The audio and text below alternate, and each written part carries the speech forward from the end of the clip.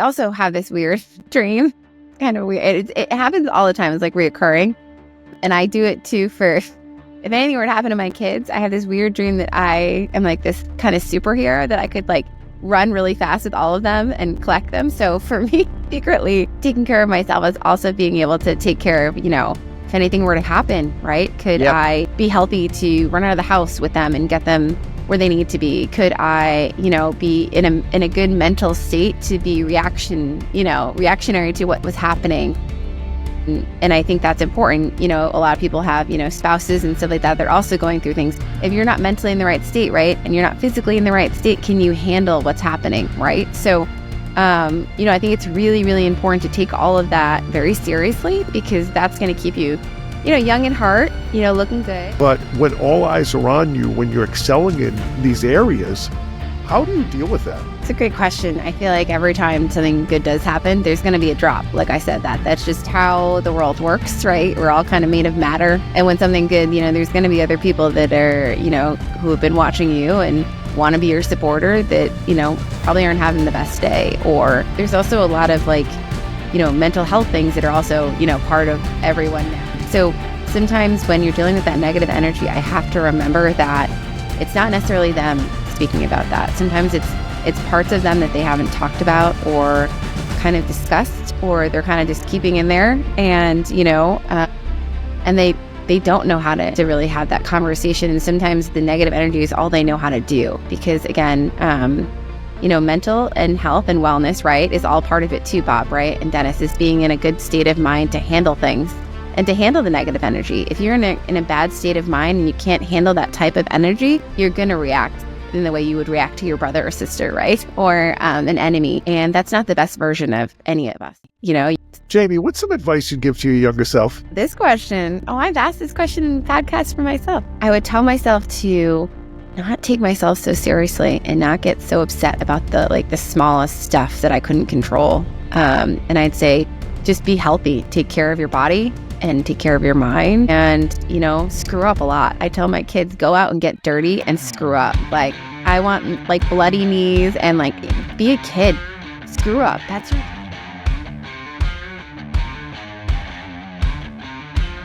Welcome to the Apex Lifestyles Podcast. I'm your host, Bob GDMD, and I'm here as always with my co-host, Dennis B. How are you, Bob? I'm doing great today, man. We've had a busy week. It's been, holiday week. Yes, it has. Right, and weather's been cold. It is cold. Woke up today, 12 degrees this morning. I don't like the cold, so it's not doing too well with me, but right, we're here bright and early this morning with one of my good friends. Yeah. Author. What a incredible guest we have this morning. Jamie Laliberte Whalen is a author, top marketer, one of the biggest strategists in the industry. Jamie, welcome to the program. So great to have you this morning. Welcome, Jamie. Thank you. Thank you guys so much for having me. I'm excited to be here. I really appreciate being able to be on the show today. We're very excited to have you. It's been a long time coming, and it's great to have you, and looking forward to you sharing what you do and the multi-dimensional individual that you are. Yeah, thank you. Yeah, I thought when Dennis asked me about this, I said there is so much about different people. I feel like, especially now in today's society, you have to be this or you have to be that, right? And I think it stops a lot of people from what they can become. So I'm excited to talk about this and this topic today.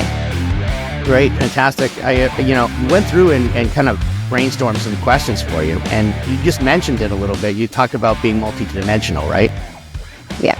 Yeah. So can you share with the audience what your journey about becoming multidimensional?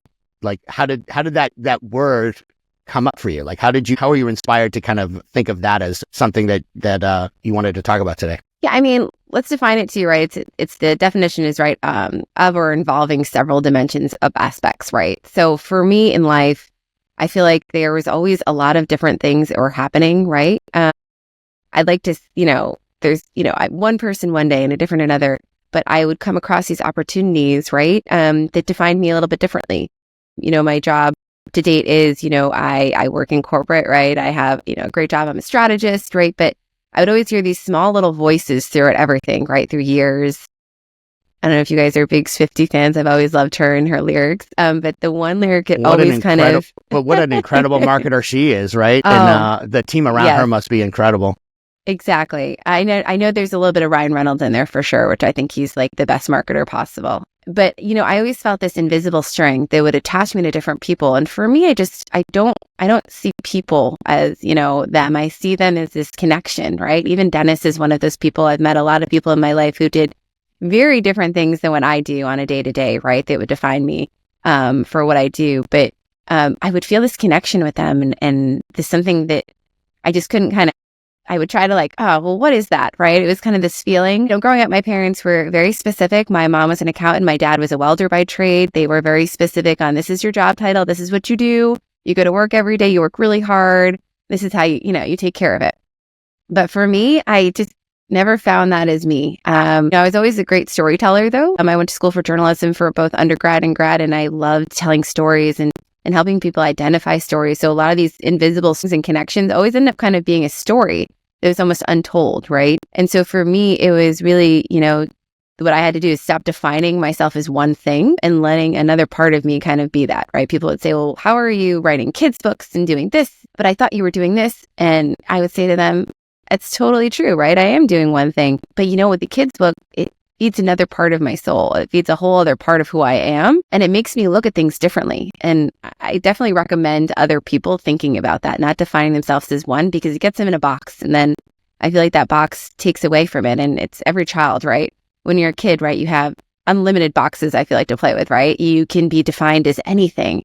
And I kind of took myself back to that place. And it's really helped me, because now the whispers and the people that I've met along the years, right, have all kind of started to string together other opportunities for myself, or other opportunities for me to get to know families and people and really give back and help. And for me, that's really helped me as a person and just made me a better, I think, person, to be honest. Jamie, it's interesting. About 10 years ago, I was at the Barnes & Noble in Framingham doing an event, and a woman, we're selling books next to each other, and she said, I have to connect you with somebody. She said, you two are two like minds. You both do multiple things, and you just can't sit still. And well, talk about your inspiration to pursue multiple interests and not limit yourself to that one title or profession. Yeah, I think it's listening to those voices. I feel like, I'm getting older now. I'm not like a kid anymore, right? When I first started all of this, I was in my 20s and out of college, and everyone was telling me, you got to go this way, you got to do that. One of my first jobs out of college, we lived in LA for a couple of years, which is now my husband, but my boyfriend at the time. And I worked for a small company that worked with Roald Dahl, right? So I got paid nothing, but I got to edit all the time, and I was seeing different people, and I'd see different personalities come in. And I kept saying to myself, well, I have to be this one thing, but I want to be other things, right? So how do I, but everyone was saying, well, you have to have a job, and this is how it pays bills, and this is how you do that. And I said, okay, I can have that job, but I'm not going to forget about the other area that I really, really love, that was important to me, which was kind of crazy. So I would tell some people ideas, and I think Dennis is one of the first people who was like, that makes sense. But, starting out, I worked with a lot of, illustrators and authors who were part of kids' books. And I always felt that I was really fortunate in life, right? I'm healthy, and,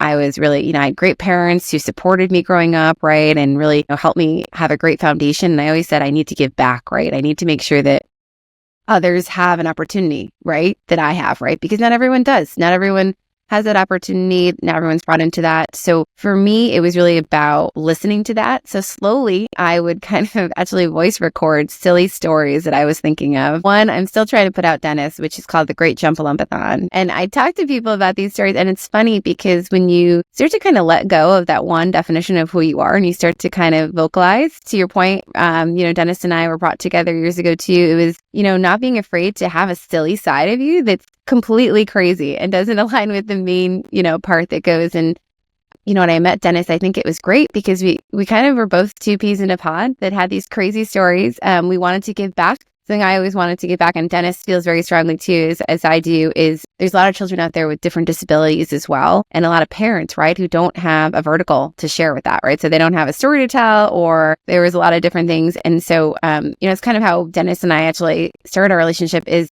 kind of helping define these, right? These stories that were untold. Again, I feel like people are multidimensional, but at the end, there's one area of focus that drives it, right? And I feel like it's storytelling. For me, I love being able to help people tell a story, no matter what that story is, whether it's a brand story, a marketing story, a strategy story, and being able to solve a problem is something that I love to do. And that's really been kind of a big thing. And I think, anyone out there who's listening who thinks that one definition of themselves is the only definition is so wrong. I think, as you get older, sometimes it gets even worse, right? You have bills and kids and all these responsibilities, and it can really start to pull at you and make you even, more. And I say, actually, broaden it. It helps me actually stay more focused on one job versus another, because I can kind of switch lanes, right? I don't have to be in one lane all the time. And I think sometimes when people are in one lane, they get bored and they complacent and they get negative, right? And it takes away, again, those small kid voices you have in you where, you had any box you could be. And so I think that's really helped me as I've grown. Well, Jamie, so think about this. You go to work. I Yep. mean, in your boss, they're really trying to get the most out of you, maximizing. Mm-hmm. And I know the work ethic that you have, and you're balancing a lot in everything that you do. You bring the same amount of energy that you're bringing in this podcast. How do you manage your time, balance it, and give the same amount of energy in everything that you do? And at times, can that be quite a challenge? Yeah, I mean, And also, your another full-time job is you're raising 3 children. yeah. I have help though. I have, it takes a village, I always say, right? So, I think it's just about being, strategic in your initiatives, right? For me, where I can't always spend the most time, I try to make sure that I elevate the areas of focus, right? So especially for my kids, right? I have 3 young kids. They're amazing. But when I'm with them, I make sure that the time I'm with them is very specific, right? And I make sure that they know how supported and how amazing they are and that they can, I also bring them into a lot of what I do too, right? I think a lot of times parents, they say, oh, I do this, and they separate a wall. I've actually had them as junior editors on things that I do. And I have my daughters come in and read and be part of the magic, right? And understand, right, that I'm not choosing one or the other and I'm bringing it together. So I think that's one. I try to make sure that I am very specific about how and intentional about my time. I also use a method, I don't know if you guys have ever heard it, called Pomodoro, which is awesome. It's if you see the app, it kind of looks almost like a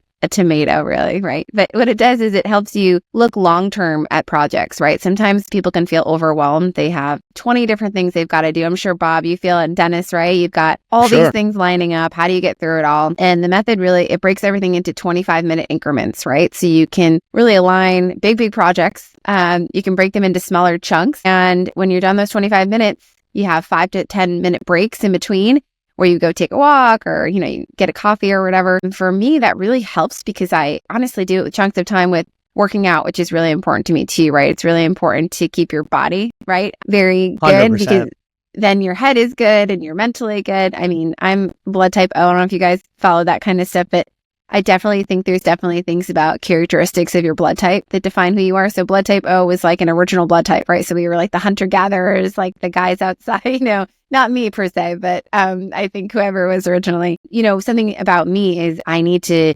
run or, I need to go on a Peloton or go for a bar workout, right? To make sure that I'm good, right? And it's honestly, I feel like a factor of who I am. And when I don't do it, I feel, lethargic and kind of, that. So I actually build my workout stuff into that method, right? So you can build out anything you want. You can build out family time, you can build out. And for me, it just helps me kind of redefine how I can make it all work. Because at times, believe me, Dennis, I feel like I'm completely failing at one, but it's always like I'm really great at another. It's always kind of a measure. So if I'm winning an award generally, then I've, sucked in another way, right? So how am I going to kind of replace the balance, right? And, to get certain things, especially within what I do, I have to put more time in, right? So how do I foundationally make sure that my kids feel secure that I didn't, switch one or the other? So it's really about kind of finding that balance. But believe me, I'm not always great at it. I mean, I call you a lot of times, Dennis, and we vent about it. But I think at the end of the day, if you feel good about who you are and you can move forward and that you're making things a little bit better than they were yesterday, then I feel like that's kind of how you can do it, Jamie, let's dig a little bit deeper. That you really started to stir like my thought process here. Okay. So Dennis and I, we're doing a lot of different things, right? Yep. I run a full-time dental practice. Luckily, my kids have launched now, so I got a lot more free time. I'm personally a big proponent of getting your body right, because then your mind will follow. Yep. We just released a motivational self-help book. I still got to get I was just working out this morning. Yep. Already, I put about 2 or 3 hours a day into workout and prep. So like I put a lot of time into that. We're doing this podcast. I do all the editing, and how do you take the momentum for a win, right? To keep you moving forward. Like dig into that a little bit. Cause like when you have all this stuff coming in to your life and you're trying to manage it all and do good at everything, you're not going to do good at everything like you just said, right? So how do you take the momentum from the wins and propel yourself forward in that? I think that's a really important lesson to kind of, or at least a message to put out to the audience. Yeah, I love that. I think the propelling, right, is challenging others to be accountable. So that's been something that's been helpful for me. I think both what you guys are doing right now, don't do it alone. Make sure that you're holding other people accountable. Most of the things that I've done, wins I've had in my life, whether it be career or personal, it was because I challenged someone to see me on the other side, right? So let's do this together. If we're going to do this, we had an influencer, perfect example we worked with. We worked with her for a couple of years, right? So it's a relationship we built up, right? And one thing for me was, it was always a relationship, right? So hold people accountable, make it a relationship, because 3 years later, we just had one of the biggest case studies. We had 300 million in reach with one of the things that we worked on with her, right? Because we treated each other respectfully. It was, how do I help you be better? How do you help me be better? And challenge people. Because Bob, when you start doing that, that's kind of how people will start to come and actually be accountable to you. And then you don't have to do it all on your own, right? I think it's important to know that I can't do it all on my own. But when I say to someone, you know what, this is great, but we can make it better. Let's do it together so that we have a top story next year to do together. That's how we're going to make it. Yeah, that I love holds that. them accountable to you, and then it holds you accountable to them. But then you're doing it together. And that, to me, that's where the magic happens. Dennis and I hold each other accountable a lot of times, and that's how you can make it happen. Instead of it just being a conversation, it becomes so much more. So, I think Dennis and I can resonate with that in a big, big way. I think that's one of the things that I enjoy about working with you, Dennis, is that, there's no nonsense and we just move forward and we hold each other accountable, whether it be a deadline for, getting a first read through done or what have you, So I think that's fantastic. Thank you for sharing that. I appreciate that. Yeah, Jamie, everything you're saying is so powerful, but when it's not in the norm where people are multidimensional, and you're brought through school, you're raised where it's like, especially when you see a parent say this, you have your job, you do this, and there's a lot of doubters out there, and we call them haters that are gonna throw some shade in what you're doing. Yep. How do you deal with that? Because I call that negative energy, and myself, I try to keep negative energy just on the outskirts of whatever I do. But when all eyes are on you, when you're excelling in these areas, how do you deal with that? It's a great question. I feel like every time something good does happen, there's going to be a drop. Like I said, that's just how the world works, right? We're all kind of made of matter. And when something good, there's going to be other people that are, who have been watching you and want to be your supporter that, probably aren't having the best day. Or there's also a lot of mental health things that are also, part of everyone now, right? That we're starting to kind of figure out, right? So I think it's also just giving people grace, Dennis, to be honest, because, I personally have, people that I'm very close with, right? That have things that they're going through, right? So sometimes when you're dealing with that negative energy, I have to remember that it's not necessarily them speaking about that. Sometimes it's parts of them that they haven't talked about or kind of discussed, or they're kind of just keeping in there, and and they don't know how to really have that conversation. And sometimes the negative energy is all they know how to do. It's kind of I always explain it like this. It's pretty simple. If you have a brother or sister, that kind of thing, right? My brother, I have an older brother, and he's the one person that you can be real with, right? A sibling, right? I mean, you probably had to protect yourself from getting beaten up how many times in life, but whatever they say to you, somehow you hear it, but you know that it wasn't with a negative intention. It was just with an uncompleted intention, if that makes any sense. So I try to give people grace in that sense of even my husband and I, we have disagreements. And I try to remember that he's in a very different field than I am, right? A lot of the things that we talk about, he might understand, but he might not. So when he says things to me in the negative intention you're speaking to, Dennis, I have to take it with a grain of salt, as my parents would say again, that they might not mean it as a negative, right? They just don't know how to explain it completely. And so I think negative energy is there. It's always going to be there. But I think you have to let them find the positive energy. And I know people will probably, all over that. And I totally get it. But that's the only thing that's honestly helped me in my life. I've had I remember having one woman in my career say to me, you can't be pretty and smart at the same time. You've got to pick one and go with it. I've had... That's a person with a very thin skin right there, Yeah, for I've sure. had one woman who, it was great. She basically said that, I couldn't grow my career if I was friends with, a superior of mine that, was an adult who was a guy, right? That I wasn't going to be able to make it in the world, right? If I thought everything was easy. And so, I've had a lot of people who wouldn't take me seriously, in my career because of that. And honestly, it just made me work harder because that negative energy, it does come back to bite them. It does. If they do not talk to it, if they don't figure it out. And I just have to hope that they figure it out before it turns really bad on them. Because again, mental and health and wellness, right, is all part of it too, Bob, right? And Dennis, is being in a good state of mind to handle things and to handle the negative energy. If you're in a bad state of mind and you can't handle that type of energy, you're going to react in the way you would react to your brother or sister, right? Or an enemy. And that's not the best version of any of us. I know I've had that moment and I've had those moments and we all have. And I think I try to remind myself that was not the prettiest version of myself, And so, yeah, that's, kind of how I hope, Dennis, I handle it. But just trying to remember that all these intentions are not always fully thought out intentions is something that I try to remember when I think about negative and positive energy. And it's tough because, it's just natural for when we hear something not to internalize it and not to take it so personal. And the way that you're able to do that. And the other side, when you're multidimensional, you maybe have the largest peak you could absolutely imagine. And then in one of your other dimensions, something's going wrong. So you continuously sometimes have to shift within, whereas if you were just doing one thing, you could put that focus. That's a balance. Yes. That's a major balance and shift that you have to do continually. Yeah, but I also think it saves you in a way, right? Because, think about this, right? You put all this energy, you put all this effort into one thing and it fails. You feel like a huge failure. But if you spread it out, if you spread out the love in different areas, you suck today about this one thing, but guess what? You're doing great in this thing.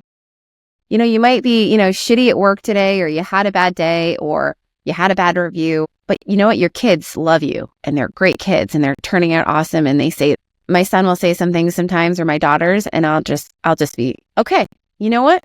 I don't have to be great at work today or at writing kids' books. I can just be an awesome mom today, And so if you spread out that, I think that there is a way to help people. And as you grow older, it's harder and harder to find that positive energy sometimes. So maybe if you spread it out a little bit, you can kind of have the positive in a little bit today. And again, right, it's those little moments that, I'm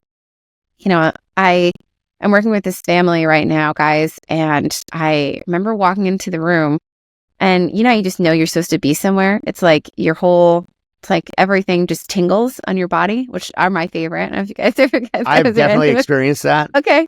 And more times than not, And yes, it's really, it is surreal when that happens for sure. But yeah, go ahead. I digress. No. I'd love to hear yours too, but it's almost like you're levitating a little bit. And I'm working on this project right now with the Shaw family. It's husband and wife. And, a few years ago, they lost their son in a skiing accident. It was awful. It was horrific. But I met these people and they are now trying to make this beautiful home for families to grieve after something like this, right? So in the honor of their son, and it's called the Greenhouse Project.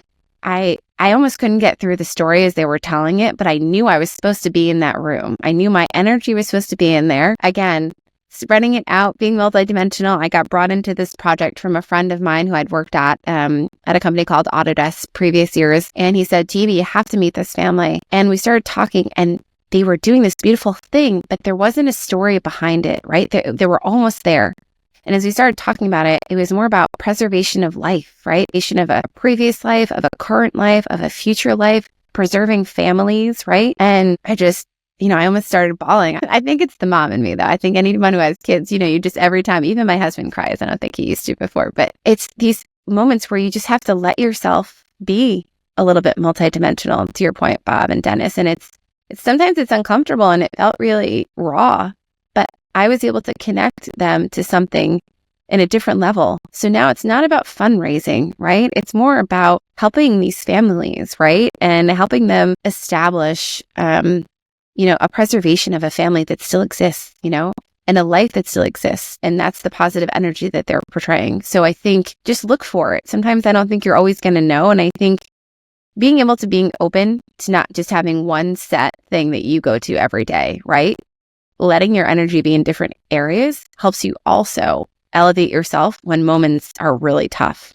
When I took on that project, I was going through a really tough time myself personally. Everything around me just didn't feel like it was working right. Even though everything was working right on paper, I would say it wasn't where I needed it to be, right? The personal people that I needed to support me weren't really there at the moment, right? So a lot of these things, to your point, you guys talk about these highs and lows, and you're not always going to have your support team right there, right? And I didn't at the time. So when I heard the story, it was like I was able to connect and support them in a different way that I wasn't being connected to, right? So look for those things, because sometimes those can help pull you through some tough times. That negative energy is, how do we give back the positive energy into the world? So with that, that's kind of, again, you kind of jog my thought process a little bit. Have you ever had the opportunity, you start your career one way and now we're talking about heading into different directions, doing different things. I can tell you that, when I first started with this podcast, and I would tell, it's right in my dental office, actually. So patients will walk right past it, and it's lit up. It's got really cool stuff all around it. And it's got guitars hanging on the walls. I gotta come see this place. Can I get teeth whitening, or what do I get? Do I get anything special? Yeah, okay, yeah, good. Come on in. And so patients will sit down and they're like, "Oh, you're doing that now? What are you doing, a podcast on teeth?" I'm like, "No, that would be the most boring thing you could ever imagine. We could do one episode and call it a day, and that's it." So and then now we released the book and all these things. I have it up at the desk, and they're like, "Oh, you're an author now?" And it's almost like they're expecting me to stay in one lane, right? Mm-hmm. And because I'm venturing off into others, they feel very uncomfortable with that somehow, right? So has there been a time in your life where stepping out of whatever ideas that the people around you had ended up making you excel, right? Can you give one example of where you did something differently than what was expected, of whatever trope that you built around yourself, and that made all the difference? Thinking outside the box in that way. Yeah, well, there's a lot of times, and I think I probably make a lot of people uncomfortable, to be honest. So, in the best way possible, though, right?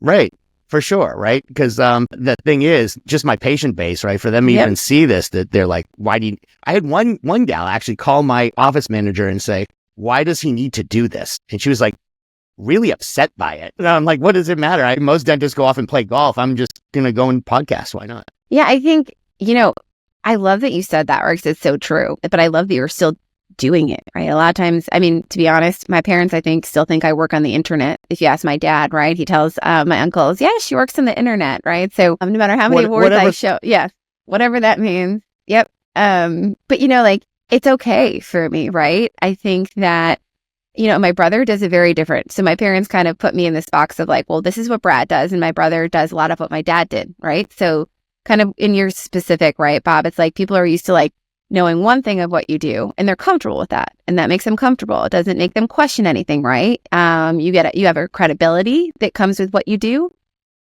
They support you in a specific way, and when they have to think, "Oh, well, he can do more than one thing," and be credible at it, I think that makes people really uncomfortable. But guess what? It makes me really comfortable, because that is feeding another part of me. You're feeding parts of yourself, Bob, again, 100%. that were probably just underneath the surface, or they were these invisible strings we were talking about from the very beginning, that if you don't feed it, the string just gets wound up in this knot, right? This knot in your stomach. And I always think when I'm not taking, I don't know if you guys know AG1, but when I'm not taking my AG1, my stomach, doesn't feel the same way, right? It's kind of just feeding your soul, feeding your gut, listening to your gut, Bob. So I had one example, back to your story. I know I talk a lot. Years and years ago, this was before I met you, Dennis. So forever ago, I was at this really cool event. I when I was in college, I used to bartend, right? So this event that I'd gone to, I was not in college anymore. It's after college. It was like a pour Guinness, a perfect Guinness competition, right? So I poured a perfect Guinness, and I remember hearing, I was with a bunch of my friends, I remember hearing this voice in the back, and it was very strong, heavy Irish voice. And you know me, and Dennis knows me pretty now. I will talk to anybody who listens. Like I'll talk to a wall, right? Like I have no problem. I think that's the best part. It's like just being open, right, Bob? Like you were just like, this is who I am, right? And the guy who tapped me ended up being Fergal Murray, who I don't know if anyone knows who that is on this call, but he was the previous brewmaster of Guinness for about 30 years. So he served the Queen, Tom Cruise, I mean, everybody. And I said, oh, yeah, you know, I did it. And he was like, well, this is really good. And I can't do his voice, so I'm not going to try because you guys all make fun of me. But before I knew it, we ended up exchanging, becoming friends. But everyone around me was like, who is she talking to? This old guy. Well, he wasn't that old. This older guy, you know, she's with her boyfriend. She's with all these friends. Why is she doing this? Like, it doesn't make sense. She doesn't know who he is. Like, why is she doing this? And guess why I did it? I had this feeling, this energy when I spoke to him.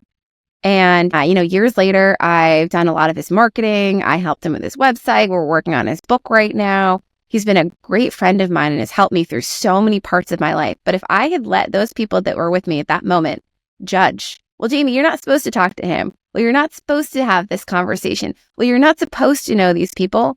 Then I would not be where I am right now because he's connected me to other people who've connected me to other people who have then had me the most amazing conversations of my life, Bob. And if I didn't take that chance of like, I don't really care what you think. I care about what I feel. And right now I'm feeling something and it's amazing. And I think trust yourself, right? It's not going to make other people comfortable though. And you have to be okay with that. Sure. But yeah, that's for sure. Know that uncomfortable is also a good thing. It's also like the universe telling you you're doing something new. You're doing something that no one else is doing and you should keep doing it because what makes everyone comfortable is the part that, you know, everyone does. So I'm proud of you, Bob. Keep going. You and Dennis. Thanks. All right. Thank you, Jamie. Jamie, what does the future hold for you as you continue to grow and evolve as a multi-dimensional individual? Yeah, Dennis, I hope good stuff. We'll see what happens. But honestly, I just want to make sure that I can continue to give back. Honestly, I know that sounds corny and anyone on this call, I'm sure there will be haters that are going to hate, but I do feel like it is our responsibility in life, right? Bob, Dennis, anyone, right? If you're, you know, an adult and you're strong and you're credible, to give back. Do something that makes you feel good, make other people be better. And I do feel like if you can do that, you know, you're going to be a better person, right? It's not always going to make sense, but I try to at least do that. And I think, you know, that's what I'm going to try to keep doing. I'm going to take on different projects and I'm going to try to see different areas, you know, and what I can help people with. And I'm going to keep trying to be a good problem solver. I think that's really helped me.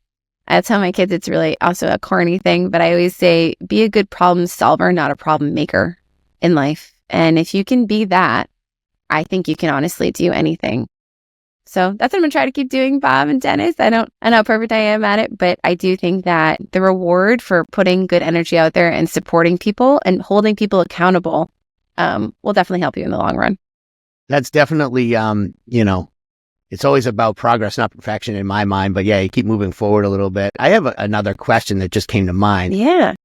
How do you stay like true to yourself while trying to do all these different things, right? I can tell you, we scratched a little bit on the surface about how, you know, doing this multi-dimensional things is you're scratching stuff that was part of you that you weren't necessarily expressing. And I 100% resonate with that. We could talk about that later after the program. But in a former life, I played a rock and roll band, had longer hair than you, and went to music school. Yeah, for sure. What were your products? I'm sure you had some good products you could tell me about. Like hair products? Yeah, right. Sure. Yeah, well, that was the late 80s, early 90s. So things are a little bit different then, I guess. But lots of Aquanet, I guess, at one point. But you know, that's for another episode. But yeah, that was something I had suppressed for a very, very, very long time. Doing the role of, you know, father, provider, and all of that. And, you know, then my life blew up 8 or 9 years ago. And I said, you know what, to hell with it. I'm just going to be me. And how does Jamie actually stay true to yourself while doing all of these different things? That's a great question. I don't, again, suck at so many things. Yeah. I mean, I'm good at, you know, some great things, but I just try to I try to hold myself accountable. Get up, today's not a perfect day. Okay, well, get yourself dressed. I'm a big lipstick person. I know you guys might not resonate with that, but I'm sure, Dennis, you'd look in a good shade of red. But sometimes just about that. It's like getting myself up and resetting myself when the reset feels like shit. It's like getting up and getting on the Peloton or going for a walk when I know I'm upset about something. I should be out walking versus having a negative conversation with someone, right? So it's how I try to reset myself a little bit, Bob, because staying true to myself is honestly reminding myself that I have to take care of myself, right? I think the older you get, people are like, well, she does this on herself and she works on this. And, I take a lot of vitamins and, I take collagen and AG1 and I do take care of myself really well, right? But that's because that's what self-care is, right? It's not about pampering yourself at the spa, it's about... Yeah.